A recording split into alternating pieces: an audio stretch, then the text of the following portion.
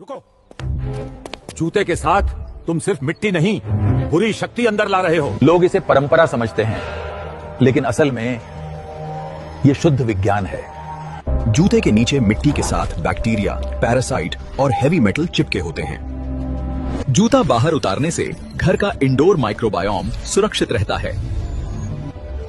इसीलिए पूरी दुनिया में इसे पब्लिक हेल्थ हाइजीन प्रिंसिपल माना जाता है।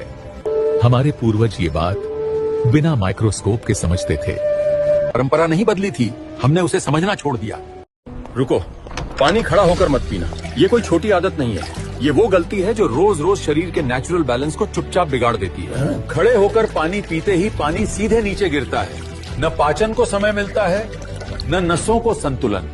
खड़े होकर पानी पीने से शरीर के अंदर की हवा तेज और अनियंत्रित हो जाती है, और यही असंतुलन धीरे धीरे बीमारी बनता है। यही एक आदत घुटनों पर अतिरिक्त दबाव डालती है और किडनी को बिना जरूरत मेहनत करनी पड़ती है।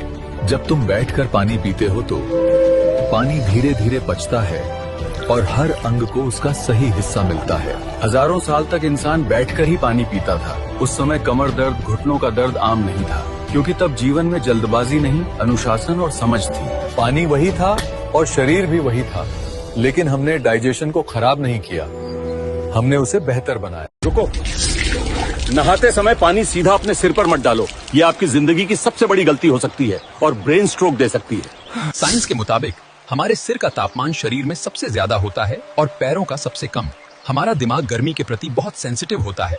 जब हम सीधा ठंडा पानी गर्म सिर पर डालते हैं तो थर्मल शॉक लगता है। दिमाग की बारीक नसें झटके से सिकुड़ जाती हैं, जिससे ब्लड प्रेशर बहुत तेजी से बढ़ता है। यही कारण है कि दुनिया भर में सबसे ज्यादा हार्ट अटैक्स और पैरालिसिस के केस बाथरूम के अंदर ही देखे जाते हैं। खासकर सर्दियों में ये गलती जानलेवा है।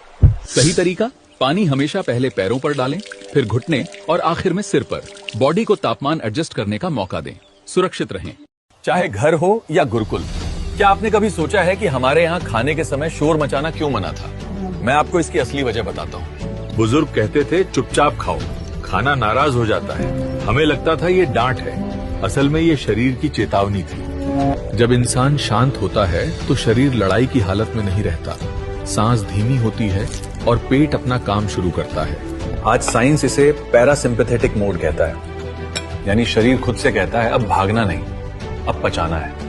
शोर में खाना, गुस्से में खाना और मोबाइल देखते हुए खाने से तो खाना पेट में जाता है पर पचता नहीं। शांत होकर खाया, खाना हल्का लगता था, नींद गहरी आती थी और दवा की जरूरत नहीं पड़ती थी। आज इसे माइंडफुल ईटिंग कहते हैं, लेकिन हमारे पुरखों ने इसे बस सम्मान से खाना कहा था।